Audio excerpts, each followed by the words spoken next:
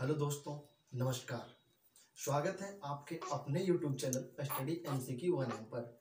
आज हम देखने वाले हैं 10वीं बोर्ड परीक्षा जो 2024 में होने वाली है, उसका हम देखेंगे मैथ का कुछ इम्पोर्टेंट क्वेश्चन जो निश्चित ही एग्जाम में पूछा जाने वाला है, वही प्रश्न देखेंगे। इसमें हम वही क्वेश्चन सेलेक्ट किए हैं जो सिलेक्टेड हो।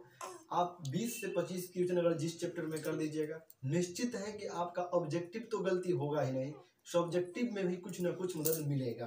चलिए तो फिर देरी किस बात की, शुरू करते हैं आज की क्लास। लेकिन हाँ, क्लास शुरू करने से पहले अगर आप चैनल पे नए हैं तो सब्सक्राइब जरूर कर दीजिएगा, शेयर कीजिएगा, लाइक कमेंट जरूर कीजिएगा। चलिए तो क्वेश्चन नंबर 1 में है द्विघात समीकरण में द्विघात समीकरण x square plus x minus 1 बराबर 0 के मूलों की प्रकृति क्या होगी। अब देखिए प्रकृति निकालना है तो जैसा कि दिया गया है x स्क्वायर प्लस x और माइनस 1 है बराबर में 0 है। अब यहाँ आपको सबसे पहले पता करना पड़ेगा, यहाँ a हो जाएगा 1 क्योंकि x को नहीं लिखना है, b हो जाएगा 1, यहाँ 1 छिपा हुआ है, और कॉमा c हो जाएगा माइनस 1, जो माइनस में है वो माइनस लिखना पड़ेगा। अब इसको निकालने के लिए क्या करेंगे, हम फॉर्मूला लिखेंगे। फॉर्मूला होता है बी स्क्वायर माइनस 4ac। अब बी स्क्वायर देखिए, बी क्या है 1, यानी 1 का स्क्वायर माइनस 4, ए क्या है ए भी है 1, सी क्या है सी है माइनस 1। अब देखिए 1 का स्क्वायर हो गया 1, अब माइनस माइनस हो गया क्या प्लस हो गया, 4 इकाई 4। अब ये हो गया 4 और 1 हो गया 5। अब एक बात आपको याद रखना है द्विघात समीकरण में, अगर देखिए अगर प्लस में आंसर हो जैसे 1 2 3, अगर ये आंसर रहेगा तो आपको लिखना है वास्तविक और असमान और असमान। असमान को हम भिन्न भी लिख सकते हैं, असमान को भिन्न भी लिख सकते हैं। अगर माइनस में हो तो माइनस में हो जाएगा अवास्तविक, अवास्तविक या मूल नहीं है, मूल नहीं है यानी वास्तविक नहीं है। और अगर 0 आ जाएगा तो वास्तविक और समान, समान को आप बराबर भी लिख सकते हैं। तो प्लस में है यानी 5 है तो क्या लिखेंगे वास्तविक और असमान। वास्तविक और असमान किस ऑप्शन में है, ऑप्शन ए में है, ऑप्शन ए में है। चलिए अगला प्रश्न देखेंगे। अगला प्रश्न है किसी द्विघात समीकरण के विवेचक का मान शून्य से बड़ा होने पर, शून्य से बड़ा होगा यानी 1 2 3 होगा, और शून्य से छोटा यानी माइनस में 1 2 3, तो बड़ा कह रहा है ना, यानी 1 2 3 प्लस में है तो क्या हो जाएगा वास्तविक और असमान। वास्तविक और असमान को अभी भी हम लिखे थे थोड़ा देर पहले, वास्तविक और इसको हम वास्तविक और भिन्न भी लिख सकते हैं, वास्तविक और भिन्न। ये ऑप्शन ए में है, ऑप्शन ए में है।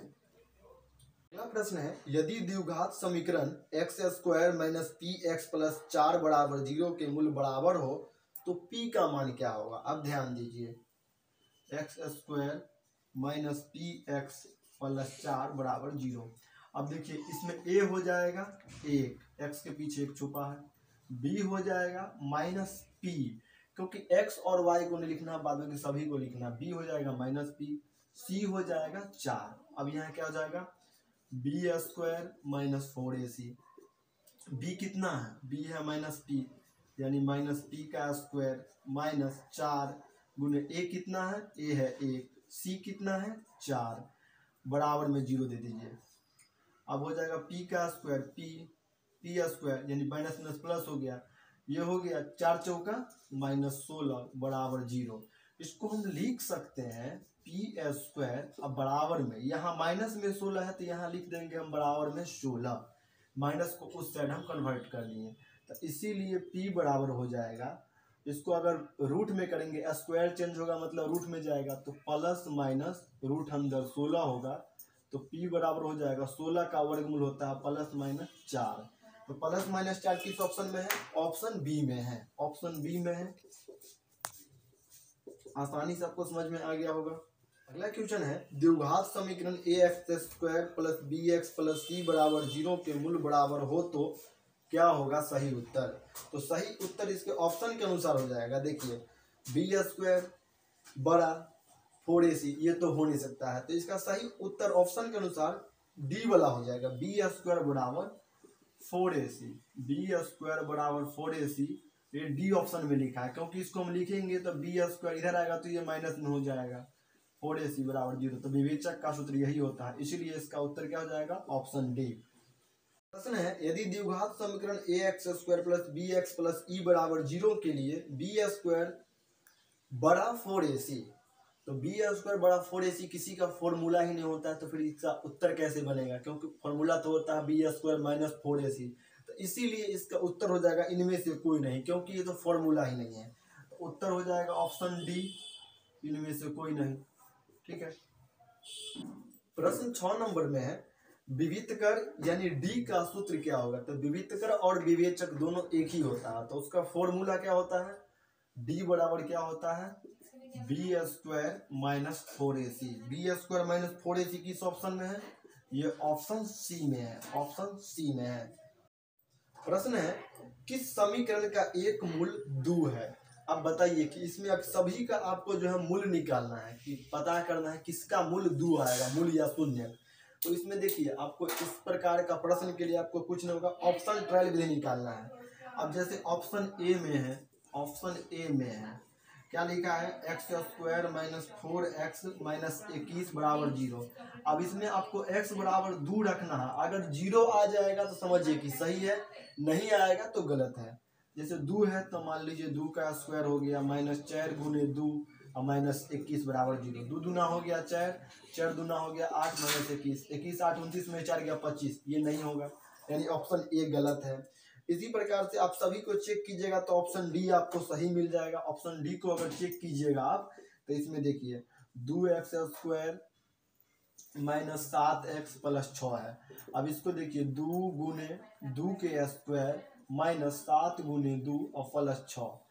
अब देखिए 2 दूना हो गया 2 गुने 2 गुने 2 माइनस 7 दूना हो गया 14 प्लस 6, 2 दूना 4, 4 दूना 8, 8 माइनस 14 प्लस 6, तो 8 6 हो गया 14 माइनस 14, 14 में से 14 गया 0 आ गया, इसीलिए इसका सही उत्तर क्या हो जाएगा, ऑप्शन डी। अगला प्रश्न है, द्विघात समीकरण 4x square plus 4x plus 1 बराबर 0 के मूलों की प्रकृति क्या होगी। फिर प्रकृति निकालना है तो आपको वही विवेचक के सूत्र पे निकालना पड़ेगा पहले आपको। और क्वेश्चन है 4x square plus 4x plus 1 दिया गया है ना। अब देखिए सबसे पहले इसमें आपको a मालूम करना है, a क्या हो जाएगा 4। हम बार बार कह रहे हैं कि बीजगणितीय अंक का वैल्यू नहीं करना है। b क्या हो जाएगा 4 और c क्या हो जाएगा 1। अब d बराबर फॉर्मूला होता है B square minus 4ac। b है 4 यानी 4 का स्क्वायर माइनस 4 गुने a है 4 और c है 1। 4 चौका हो गया 16, 4 चौका हो गया 16, 16 में 16 गया 0। अभी हम थोड़ी देर पहले बताए थे कि जब 0 आ जाएगा तो क्या हो जाएगा, मूल वास्तविक और समान या बराबर। तो ऑप्शन में क्या है, वास्तविक और बराबर, यानी ऑप्शन बी हो जाएगा सही उत्तर, ऑप्शन बी सही उत्तर हो जाएगा। प्रश्न है, यदि द्विघात समीकरण px बराबर 2x square plus 3x minus 4 बराबर 0 के शून्य अल्फा तथा बीटा हो तो अल्फा प्लस बीटा का मान। इस प्रकार के प्रश्न में देखिए आपको याद होना चाहिए अल्फा प्लस बीटा, इसका मतलब होता है शून्यकों का योग। तो माइनस बी बट्टा ए इसका फॉर्मूला होता है। अब माइनस बी बट्टा ए, तो देखिए बी क्या है, बी दिख रहा है आपको ना, तो बी अगर मान लीजिए देखिएगा तो 3 है, तो माइनस फॉर्मूला में -3।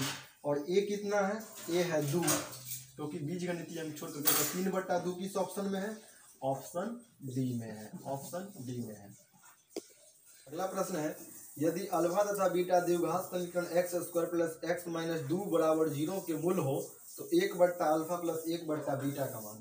तो इस प्रकार के प्रश्न के लिए देखिए 1/अल्फा प्लस 1/बीटा, इसका फॉर्मूला होता है -b/c, -b/c।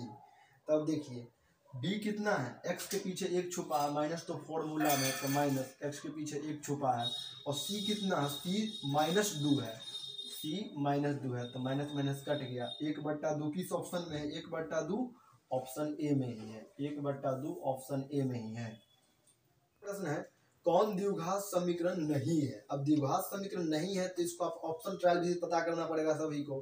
तो देखिए पहला मान लीजिए आपको x+1 और x-2 है, इसको अगर गुणा करेंगे तो x² आ जाएगा, ये द्विघात समीकरण हो जाएगा। दूसरा है 2x² माइनस 7x, तो 2x² माइनस 7x ये ऑलरेडी द्विघात समीकरण है क्योंकि दो को घात है। तीसरा है x प्लस 3 बट्टा में x। बताए थे हम बहुपद में कि अगर बट्टा में जिसके x होता है या कोई भी बीजगणितीय अंक होता है वो कोई भी समीकरण वो नहीं होता, यानी वो द्विघात समीकरण या रैखिक समीकरण वो बहुपद नहीं होता है। तो इसमें कह रहा है ना कि बट्टा में है, तो यानी ऑप्शन सी में ही है, जो ऑप्शन सी में है x प्लस 3 और बट्टा में x, यही जो है बहुपद नहीं है क्योंकि ये बट्टा में है, इसलिए ये समीकरण नहीं है। ऑप्शन सी हो जाएगा इसका सही उत्तर। अगला प्रश्न है निम्नलिखित में से कौन सा द्विघात समीकरण है। अब इसमें पता करना द्विघात समीकरण कौन है। अब देखिए पहला है 2x² माइनस 3x बराबर x प्लस 1 के स्क्वायर। नहीं, यहाँ 3x के बीच में जो है x छूट गया है। क्वेश्चन जो है 2x² माइनस 3x, यहाँ बट्टा में x था, ये छूट गया है, तो बट्टा में जब ये x है तो ये समीकरण नहीं है, द्विघात समीकरण नहीं है ये। दूसरा में है हम बताए थे कि अगर रूट अंदर में अगर x होगा वो भी समीकरण नहीं होता, तो दूसरा वाला में है रूट अंदर 2 रूट अंदर x। तीसरा में देखिए कहीं रूट का चर्चा नहीं है, और चौथा में फिर बट्टा में है, यानी कि इसका ऑप्शन जो है ऑप्शन सी हो जाएगा जिसमें कहीं रूट या बट्टा का चर्चा नहीं है, इसलिए इसका द्विघात समीकरण ऑप्शन सी हो जाएगा। चलिए तो आज की क्लास हम यही समाप्ति करते हैं। जो भी क्वेश्चन था सभी सिलेक्टेड था और इम्पोर्टेंट था, आपके एग्जाम में पूछने का गारंटी है। आप वीडियो को बढ़िया से देख लिए होंगे, ये मेरी उम्मीद है, विश्वास है। चलिए तो अगर आप चैनल पे नए हैं तो सब्सक्राइब जरूर कर दीजिएगा, और हाँ शेयर करना नहीं भूलिएगा, लाइक कमेंट जरूर कीजिएगा। मिलते हैं अगली वीडियो में, तब तक के लिए जय हिंद, जय भारत, वंदे मातरम।